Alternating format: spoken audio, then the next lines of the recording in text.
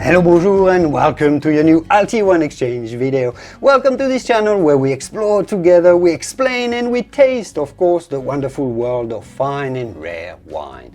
So after our last episode where we surfaced really the wonderful world of Italian wines of all styles, today we're going to be digging deeper into one specific type of vino from Italy, and sparkling wine, you've guessed it, this is.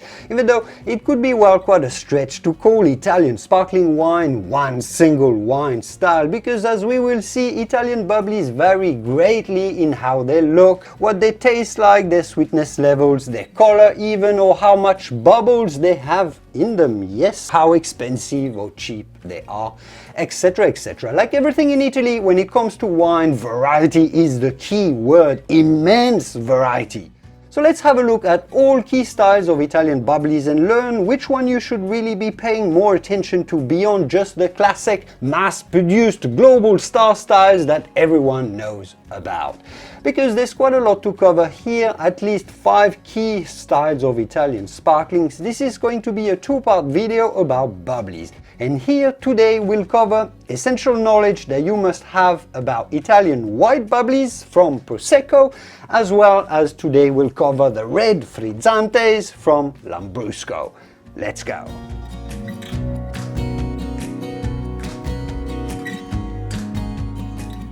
A couple of things we need to cover so you can navigate comfortably the world of Italian sparklings.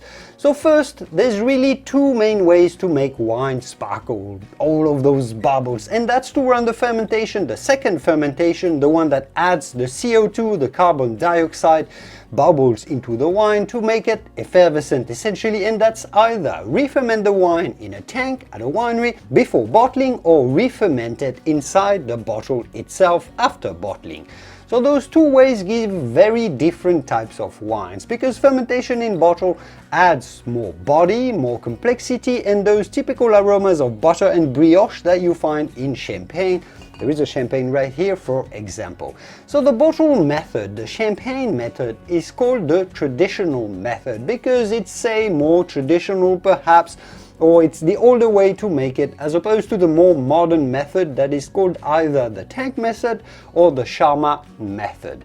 Now this tank method is not used very frequently anymore to make sparkling wine, outside of Italy at least, but the Italians still use it quite a lot, more than ever before in fact, because it's a much cheaper way to make sparkling wine, but also because it gives fresher aromas of fruit. It somewhat respects, you could say, the aromas of the grapes perhaps a little bit better. Now the second thing I wanted to underline here are the terms spumante, which means sparkling in Italian, like our most sparkling wines, those are called spumante in Italy, but the Italians also sometimes make some wines called frizzante, which means fizzy, so they have less bubbles, they're just a little fizzy, with those 4 important concepts in mind: spumante, frizzante, tank method versus bottle method or bottle fermentation method. Let's go around Italy and explore a bit deeper and further some specific styles.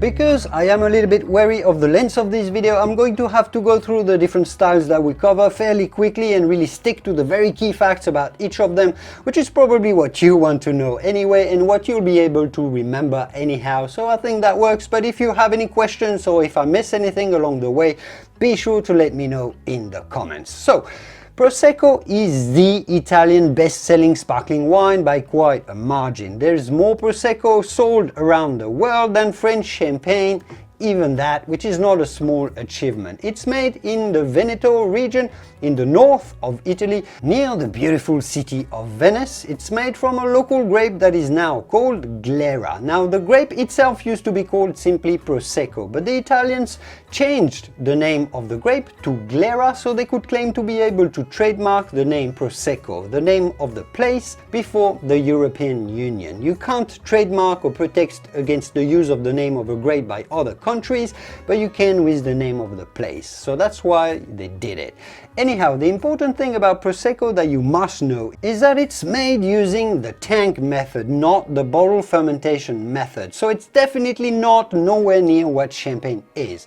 But what this does is that this method allows Prosecco to be very zingy and very fruity. It really tastes almost like a nearly dry sparkling grape juice, and that's a plus for it. Now the tank method also means that it's cheaper, more affordable for us to buy. So cheap and fruity is what's made the success of most Prosecco. Most Prosecco wines are extra dry as well, so a little sweeter than most champagnes that are generally brut, with less sugar. And that's because Prosecco is quite acidic, so it needs a little more residual sugars to balance out the acidity. Does that make sense? So most Prosecchi, yes, that's the plural of Prosecco in Italian, most Prosecchi are quite mass-produced from high-yielding vines, but if you look for small producers, you can find some more artisan products. If you look for an organic Prosecco, it's a very good way, I find, generally to taste something a little more interesting. I've also come across personally with a producer of organic Prosecco I used to work with a traditional style of Prosecco that is really interesting, and that is re-fermented in the bottle, and that comes with the lees in the bottle. They call it traditionally Prosecco sul fondo. Prosecco with the bottom of the bottle, if you wish, that's what it means. With a more modern marketing name, they've named it the Shake It Prosecco, and that's a really interesting, tangy, zingy, quite complex style of very dry Prosecco, so very fruit friendly. And there's also, of course, there are a few small specific appellations that have a very specific terroir, generally on hilly vineyards, unlike the majority of Prosecco that is grown in very flat wine plain in Veneto. Those are the Prosecchi that come under three appellations, Conegliano, Valdobbiadene, and that's the most famous and the largest of the three. But there's also the lesser known and the smaller appellations of Cartizze and Asolo. So try those to experience a more characterful, more authentic expression of Prosecco, not getting into the details of the difference between those three, but if you are at that level of interest for Prosecco, do a little research online about it, taste them, and you'll find out for yourself. It's pretty straightforward. But let's move on to the other Italian sparkling global star, a red sparkling wine this time, that is called Lambrusco.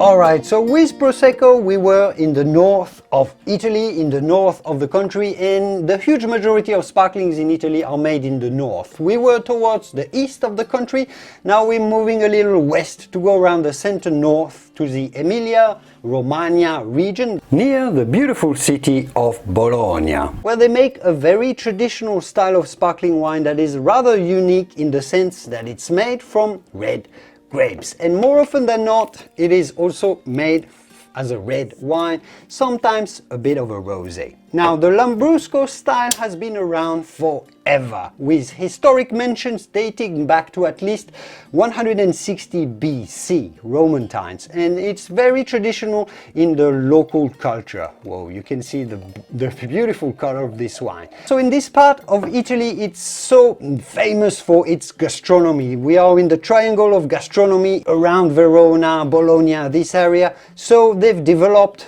a long time ago this specific type of red sparkling wine. But sadly, Lambrusco almost destroyed its own reputation by producing masses of cheap and sweet wine and selling it abundantly around the world, especially during the 1970s and the 80s in particular. So somewhat like Chianti did at the time, which means that Lambrusco still to this day remains relatively inexpensive to buy.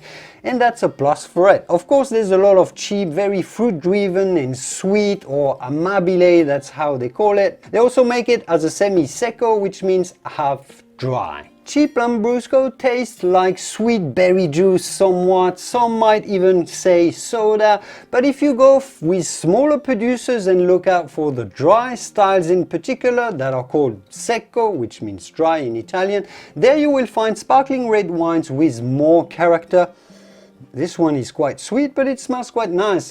The dry ones will have more vinosity that actually tastes more like wine more than red berry juice. Some savoriness to them, and those are really food-friendly wines that you want to have with your food. Lambrusco can be very joyful, somewhat festive and interesting, I find. I mean, how nice is it to have a sparkling red with your food, with a plate, a nice delicious plate of pasta, for example, if it's not too sweet. Note that Lambrusco is one of those Italian sparkling wine styles that comes as frizzante or lightly fizzy. They don't really come as spumante or fully sparkling, but rather frizzante, which helps with food friendliness as well. Lambrusco generally is made using the tank method.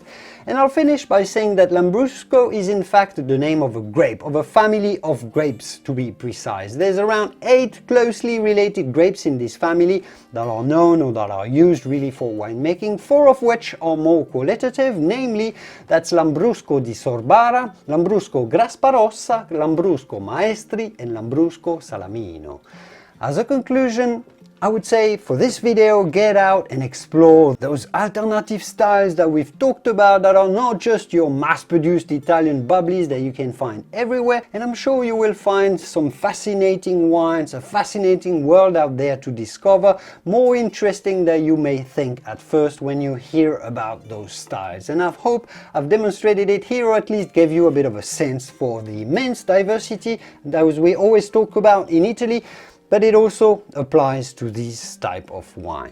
Now next week we'll continue our tour of the sparkling wines from Italy, exploring gems from around the country with, of course, we must talk about Moscato, but also that fantastic champagne-like, very qualitative Italian sparkling wine that is not that well known outside of Italy, that is called Franciacorta, as well as some bubblies made further south in the country. I'll see you then, make sure to stay tuned to the channel for this, and I will see you soon in the wonderful world of wine. Wow, this does smell so fruity. Arrivederci!